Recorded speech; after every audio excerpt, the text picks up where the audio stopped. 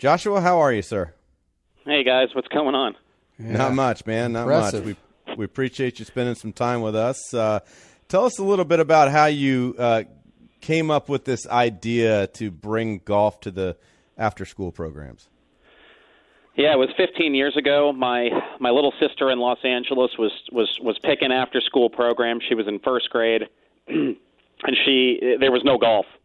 And it was a school with a lot of green space in LA, which is unusual. And I brought the idea to myself and said, "Hey, let's see if we can't do something here." And made a curriculum.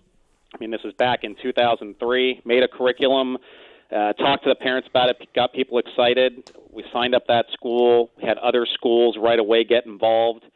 It quickly morphed into not just these school programs, but community centers, camps. People wanted to transition from these after-school programs at their school to camps and clinics and parent-child events, and it really just became this community-based model that could activate new people in the game, and if the parents currently played, it gave them yet another opportunity to continue to play and spend more time with their family playing golf. This is so intriguing to me for the simple fact that, for myself growing up, I was fortunate enough. My grandparents were members, and they let us use the golf course on my grandparents' membership, which just never happens. It just doesn't happen. And that happened with me, too. That's unbelievable. Yeah. So for a single parent like my mom was, for me to have played golf and taken up the game on a public golf level probably wouldn't have happened. The only way that really kids got involved in golf, if they were kind of into it, was through the caddy model. You'd find the golf course, the local country club or whatever back in the day, and you might kind of pick it up through that. But this is a really brilliant idea that you've come up with, and it's becoming really, really successful with what you've done with how many kids you've now introduced at 3,400 schools nationwide. That's incredible, Joshua. Thanks, man. Yeah, it's when you think about it, there was a great article that I think the NGF came out with, and it was with Tony Finau, and it pretty much said if your parents play golf, I think it's like a 1 in 25 chance that you play, but if your parents don't play, it's a 1 in 250 chance. And much like you, my grandparents introduced me to the game. My parents did not play. They had no idea what to do with me when I showed interest in it. And I think that, one of the things that the golf industry can do on a grander scale is really consumer education about where you start, where do you move from there, this player pathway that other sports have. And I think that's being addressed. I think we're going to see that. I think we're going to come out with the ADM model here, the American Development Model for Golf, in the next year or two that the PGA of America is spearheading, which is a great initiative. But yeah, it's really interesting. We hear that term "growing the game," and it's thrown around very loosely. I agree with you 100%. Yeah, it's really we need thrown around everywhere. But what we really need to do is to create experiences for new and current golfers that break down the barriers to entry. And there's a number of ways to do that. We're certainly one of them, but there's other programs out there as well that do a great job at it. I think we need an industry-wide definition of growing the game, and I think we can use the one that you just gave right there. Absolutely fantastic. More than 40,000 kids registered for the program this fall, and more schools are signing up. How can somebody get in touch with you if they're interested in one of these franchises? PlayTGA.com. If you go there, it's got all the information on our curriculum, our model, everything we provide to start this in your community. We have old school phone number 310-333-0622. But overall, we've got to get more people playing at the introductory level and really experiences that have the ability to involve the whole family, because that's really where it's going to exponentially scale for all of us. And the more people that play, the higher participation is, the better the entire industry will do. Joshua, what are some of the – sorry, DP. Joshua, what are some of the things that you guys do in the after-school programs? So our curriculum exists of really 5 major concepts. Life skills, like life lessons. We begin and end every class with shaking hands. There's an exercise component, so we're really looking at that, epidemic that's going around right now of kids not being very active. So there's some activity that we do. And then for our skill development, we have station-based activities. So these kids are never standing in line. They're always doing something.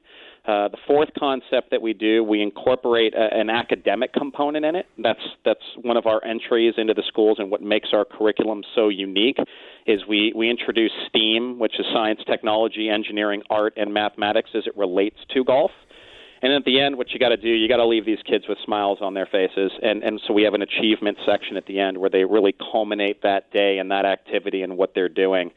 And it flows nicely in the hour to hour and a half that we have with these kids once a week. Partly, I'm kind of just trying to wrap my head around it because I love the whole model. But let's take the kid that his parents do play golf. How much more are they really getting into it now? Because this is part of the curriculum for them to learn it, and then they get to go out and play with their parents. That kid is even really kind of aggressively growing in the game, isn't he? Well, yeah, the parents are really the key, right? They can be the catalyst to it, but having a program like ours that breaks down that barrier to entry of availability, we make it available to everyone in a community by bringing it to the school. The key to being at the school also is that they get to play with their friends. And in golf, we're starting to see more and more programs that are team-based, fun, and yet competitive. And we've seen how successful the USGA 4-ball's been. We've seen, obviously, the incredible results of PGA Junior League Golf creating that team format. We talk about how there needs to be more events like the Ryder Cup. It's the same thing at every level with golf, and that kind of models after the other sports in America that have way more participation than golf does. So it really gives us that opportunity to break down the barrier. But if you're at the schools, you're with your friends, it's easy, it's accessible, and then you break down, especially for juniors, that barrier of transportation.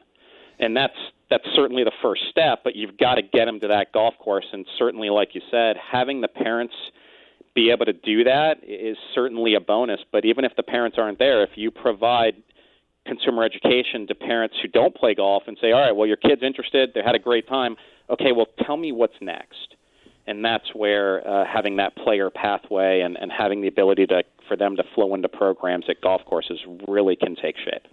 Speaking with Joshua Jacobs, who started TGA Premier Golf, stands for Teach, Grow, and Achieve. Joshua, how long have you been doing this? 15 years. Wow. Give us some of the success stories. For 10, though. So I learned a lot the first 5 years. We ended up getting a lot of calls from PGA professionals, LPGA professionals, entrepreneurs around the country saying, hey, how can I make a business out of this? How can I do this full-time in my community and do what I love and be my own boss and have flexibility in my schedule and be able to impact a community through a great game? That's really where it's, for me, where it changed. I'll bet you some of these success stories are just off the charts.